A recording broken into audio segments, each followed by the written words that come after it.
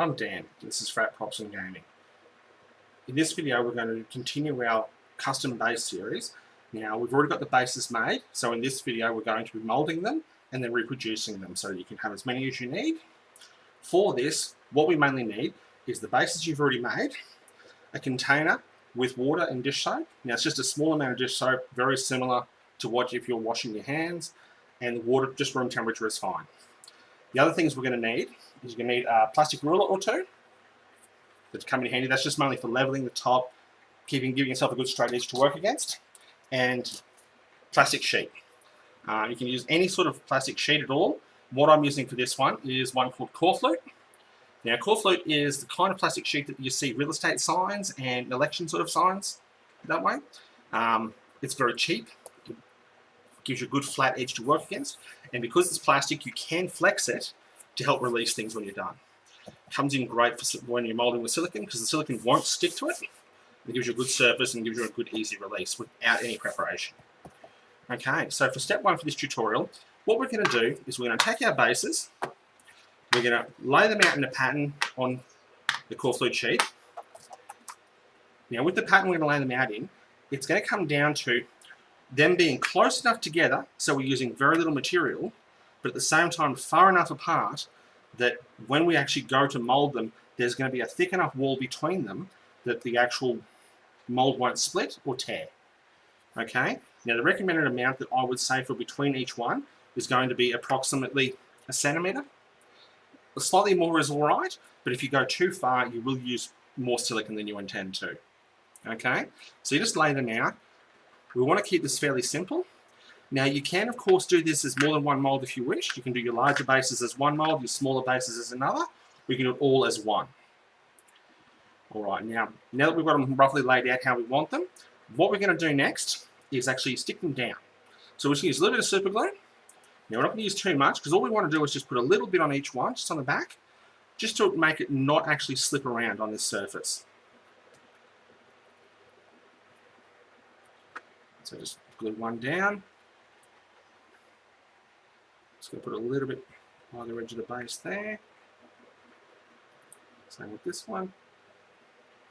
Now you will have to wait a couple of minutes for the super glue to dry before proceeding, but that's not really a big deal because it gives us time to get the silicone and everything prepared and everything else we need. So we'll just glue these down. Don't be too worried if you can't get the exact same layout. And if you do want, if you are worried about your positioning, you can always trace around them before gluing with a marker, just to ensure that you actually have proper placement. For this tutorial, we're doing the exact placement doesn't matter as much as the actual just showing you the procedure for doing this. All right. So while that's setting, we're just going to move that aside. Now, the silicone we're going to be using is just a very generic silicone. What it needs to be is 100% silicone, and I say that because if it's not, all the additives in it will make it harder to capture the detail. This here is just a very cheap tube I bought from my local hardware store. This one cost about, I think it was about $4.50 for the tube, and that should be enough to base all of these, to mold all of these bases. All right. Now what we'll do is we'll just get the tube ready to use. Now I'm just going to cut the nip off the end. There are safer ways to do this, of course. But all you need to do is just be able to access the silicone. And because it's in a tube, I'm just going to use a basic corking gun just to squirt it out to make things easier for myself. Just put that in there. Just pump it up a bit. Alright, so once you're ready to go, you get your dish of soapy water. And what you do is just squirt the silicone in. Alright? Just do a little bit at a time. Don't have to do the whole lot. Just use your finger to sort of break it off. Now what's going to happen is the sudsy water is going to allow you to work with the silicone without it sticking to you or anything else. Okay, now just grab it, work it around a bit in your hand. You should be able to make it into a ball that you can kind of work with. Alright, now this does get a little bit messy this step, so it is always helpful to have a rag on hand. You can see there are a few bubbles on there. Don't worry about that. The bubbles in the dish soap will not affect your mold. Alright, so you've got this here. It's still a little bit sticky to touch. That probably comes down to the types of dish soap. All right, now what we do is whenever we have this here, it's just a blob that we're just going to put on here. So just grab a bit, put it on a base, push it down nice and firm, just in and around. Now the reason we're just going a little bit at a time is that each time we do a little blob, it gives us the opportunity just to tap it down into the detail. All right. Let's drop a big part here. The base didn't stick too well, but that's okay. Hopefully it's not going to get in the road too much. Now, if it starts to stick to your fingers, just go back, wet your fingers again. The dish soap will prevent it from sticking too badly to your fingers and allowing you to work. Now, your silicone will take quite a while to dry, depending on what type of silicone you've bought and things like that. This one I'm working with gives me about 4 hours. That doesn't mean I have 4 hours of complete work time. It does mean, though, that it's going to take a while before I can remove, pull the mold apart and actually test it for anything, though. Okay, so I've used up all that silicone there. I'm just going to squirt a bit more into the bowl. Right. We're probably going to use this whole tube for this mold. Don't worry, because at $4.50 a tube, that's not very expensive. Considering some molding materials, for that same quantity, you're looking at $20 or more. Now, they are, of course, very high-grade molding silicones. Again, we're just going to tap a thin layer over some of the bases. Now, what we're going to do each time is just try to overlap the silicone so it joins onto itself. Now, silicone is one of those fantastic products that, while working with it, you'll find the only thing that it sticks to is itself. Okay, so if you're worried about not being able to remove your bases or having these trapped here forever, that won't be the case. All right, and if you want to color the silicone at all you need to do is mix it up with a little bit of paint, just any water-based paint, and you can actually tint the silicone. Some people do that if you're building a large mold up in multiple layers, because you don't want the silicone too thick or it will take forever to dry if it dries thoroughly at all.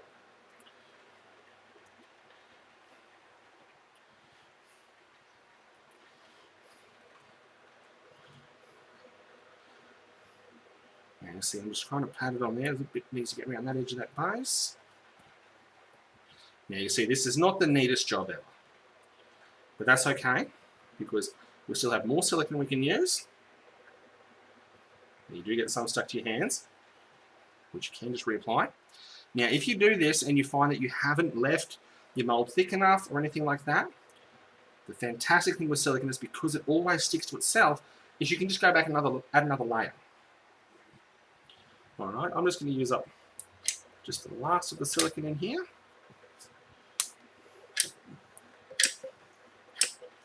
All right, now what I'm doing is there's a good amount in here left. Squirting it all into here. That's the tube pretty much bone dry now. Now see in here there's a good amount in here. Just so to get a nice covering. Pull it together a bit. Try and mat it into a little ball.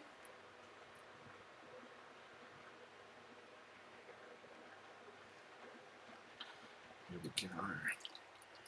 Good chunk of silicone here. A bit ran away. Just grab him and throw him on. Let as much water as you can drip off. Now I'm just going to glob that on top. Doesn't sound very precise or anything, but what we're going for at this point at the moment is, because we've already got the detail captured, is we're just going to try to thicken up the layer over the bases. Now, normally when you're molding, you like to have your mold with at least a centimetre excess in all directions. So that means you want it to be a centimetre off either side of the object, as well as a centimetre deep at the very base of it. Now, because we're just moulding bases here, they're very thin, so there is no need to go to that sort of level.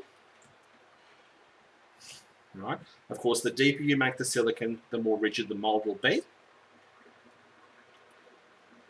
Or, of course, the higher the detail, the higher the objects you put on the bases for your detail and terraining, the higher the mold will have to go. Now ours are kept fairly low for this one here. All right, you see here, I'm just trying to clean up the edges a bit. This is where the ruler comes in handy. So what you do is just get your ruler, just wet it a bit, right? Just with some of the sudsy water, just to prevent sticking. And what we're going to do is just use it as a straight edge. Just to try to neaten it up, push the silicone kind of into place a bit.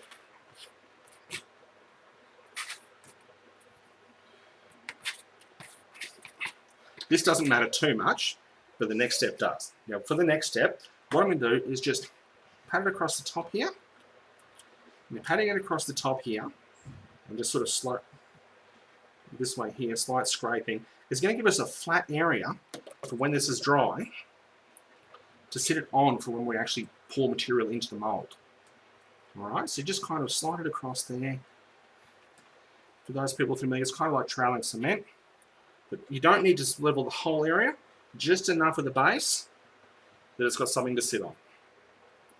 Alright, now if you get it sticking at all, just add more sudsy water to it. Okay? Now your little work area on top of your core flue sheet or your plastic sheet here is going to get wet. But that's fine though, because it's plastic, the water should just sit on it and shouldn't be a problem. Alright, now you can be as fussy with how level you get that as you feel like. I'm happy with how that is there. So all you do when you're done is just, give your ruler a quick wash off, because you will get silicone residue left on it. Same with your hands. Just dump them in there. Just grab a rag or a cloth or something, wipe your hands off, because there's always going to be silicone stuck to your hands when doing this. But the benefit of using a cheap silicone like this is it's non-toxic. You won't find any problems at all with it touching the skin. If you do have sensitive skin, I do recommend wearing rubber gloves to do that, just as like a layer of protection. Although I've done this many times over many years and have never had a problem. Okay.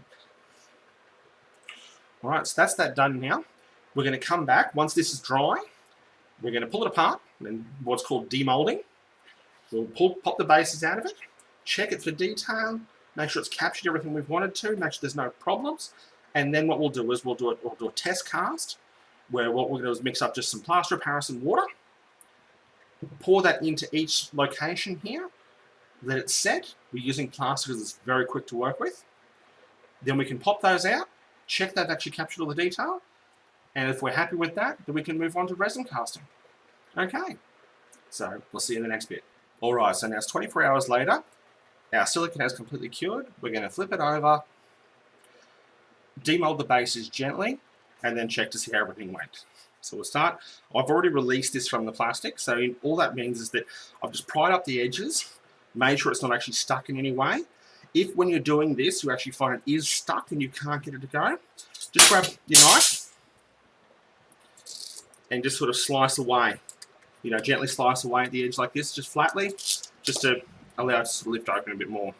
You will notice there is minor pieces of silicone still stuck here, because it was stuck a little bit as I did it. Alright, so we flipped it over there.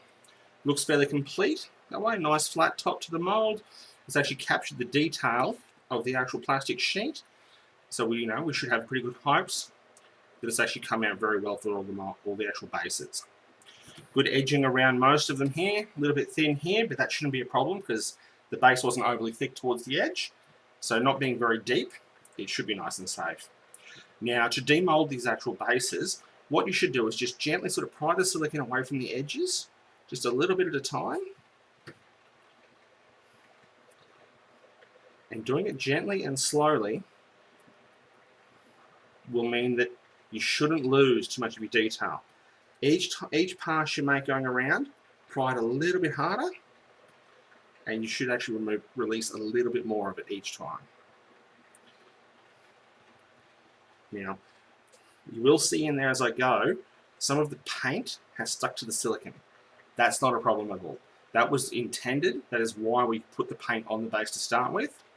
It's designed to actually prevent it from stripping all of the actual items off the base. So just trying to strip it away here. It's stuck very well. Right. peeling off. We're getting a lot left behind in this mould. The base has come out fairly clean, apart from paintwork that's missing, which is not a problem. Now the paint left in the mould, you notice a couple of pieces of gravel left in here as well. That's not an issue at all for us. Just take some tweezers, just pull those few pieces out. They will be stuck in, so don't worry too much about that, because they will still leave the detail where they were. Some of them are stuck a bit deeper than others. Don't worry too much about this. Now, before you go and cast in this mould, it's best to leave the mould for another hour or so with nothing left in it. That will mean that if there was any uncured silicone in this area here, it will have more than enough time to actually dry. Now the paint that's on there shouldn't be a problem because it'll be nice and thin. It won't actually defect anything you cast in here. And what you'll find is that will actually stick to your first couple of casts and just end up cleaning the mold for you. Alright, so once you've done one, that way, you can go along and actually demold the rest of them. Not going to run through that here because that will take too long. And then we can look at the next step, which will be pouring into the mold with some form of casting material, either resin, plaster, anything you choose to use, and where we can test to see if all the detail was captured correctly. Now you'll see that everything has been demolded from here. The mold's fairly clean, nice, good thickness on most of the bases. The mold's not sitting overly flat, but that shouldn't be a problem because all I would need to do is just put, a couple of minor things under a few edges here. May just be something as simple as just, sitting some tweezers underneath it, or just a few little prop things in some of the corners, just to give us a level pour base. You can always top your mold up a bit if need be. All right, so we'll come back soon and we'll mix up a casting medium and we'll give this a thorough test. All right, so now that we've got everything here, what I'm going to do is I'm just going to mix up a small amount of plaster of Paris. Just going to use that to test the mold. We're using plaster because it takes very little time to set or to completely cure. Once that's done, we'll be able to demold it fairly simply. It should let us know if there's any areas that need to be corrected in the mold, and if we've had a successful mold. Plaster of Paris is actually very cheap as well, so we'll be able to work this out without actually wasting any expensive sort of casting resins and things that way as well. Normally good to do this is just a test, so we'll just run through it real quick. So plaster of Paris, for those who haven't used it before, very simple. It's just a simple 1-to-1 mixture of water to plaster of Paris. So all I'm going to do is just pour water into the cup I've already got pre-measured here. That should be enough for what I'm doing. Just do that, and then I'll just give it a good mix up. Now for mixing this, all I'm using for this is just the handle of an old paintbrush. You don't need to worry too much about what you use. Your plaster mix may be quite runny. That's alright, excess water will just evaporate off the top. Or after you've had it sitting for about 10 minutes, if you want, you can just lay some paper towel over the top of the mold, and that will start absorbing any sort of excess.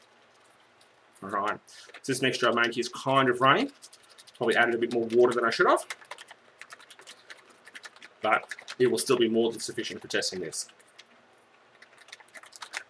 Now the only mold I won't pour into for this one will be the large mold.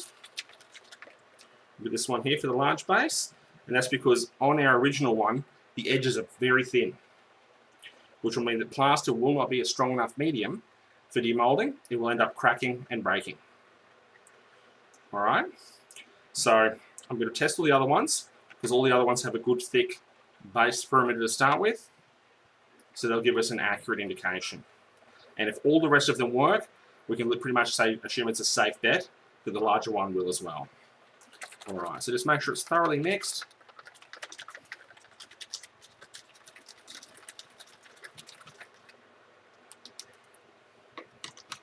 Alright, then you just want to do a very, very slow pour. You will get air bubbles rising. Don't worry about that at all. Air bubbles are to be expected. And you will also notice that when you cast this, you can actually pour slightly higher than the mold height, just using the surface tension of the water, because as it dries out, you will find that the actual layer height on the actual level will lower slightly. But again, though, because this is just a test, we're not actually going to be using these bases for anything but the test, so it shouldn't matter too much. All right. Let's give that a minute or so.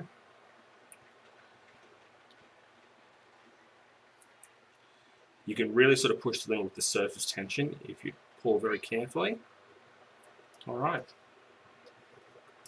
So that's now going to be left to dry. And we'll come back afterwards, pop them out, and make sure everything's all good. We're back. It's been about half an hour that I've let the actual plaster sit here and start to set. I did come along while the camera wasn't on with some paper towel and just dabbed additional water off the top. As I had extra plaster left, I did actually give it a go with actually pouring the larger base. I just demolded it, came out very successful. I'm surprised it actually didn't snap while pulling it out. Very thin base, but I think you'll agree, very good copy. So what we'll do is, just as a test, I'm going to paint these up and see if you can tell the difference between which one's which. All right, now we're just going to quickly demold the rest of the bases. I'll just show you how to do that very quickly. Now the plaster is still damp, so we'll have to go very carefully with it. But being a rigid medium in a silicone mold, and the silicone being cured, it comes out very simply. So what we do is we just go around the edges, just gently prying away, like we did previously pulling the master bases out. And then if you push from the back slightly, the base lifts up. It rises out. You just grab it, pull it, and there we go. Comes out, details captured. The edges are a bit messy where it overflowed off the edge around here. But apart from that, you see there, very nice clean copy. Alright, so I'll just pull the rest out very quickly. Just kind of wiggle them out a bit. You notice that there's no plaster residue left in the mold. It's a very good sign. It means that none of the original bases had any underhangs or undercuts that would have caused problems for molding.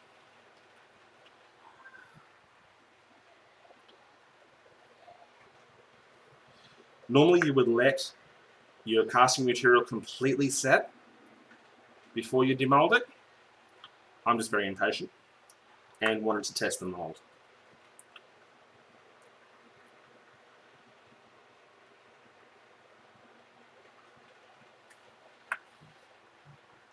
And the last one should be our timber planking mold. And there we go.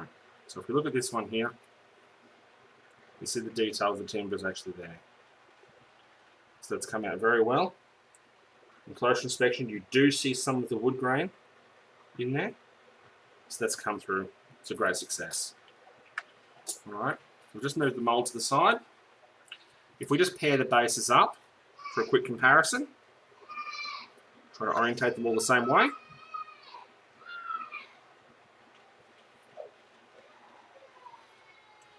And there is which base? A little bit hard to tell on some of them, which is which.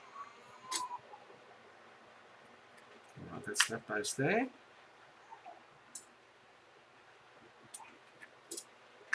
There's that base.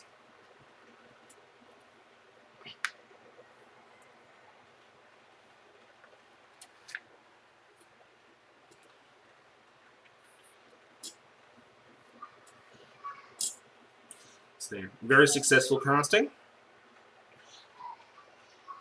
So what we'll do is in the next video now, we'll do some resin casts, and then I'll show you the finished bases painted, and you'll see the different progression we've had. Okay, thanks for watching.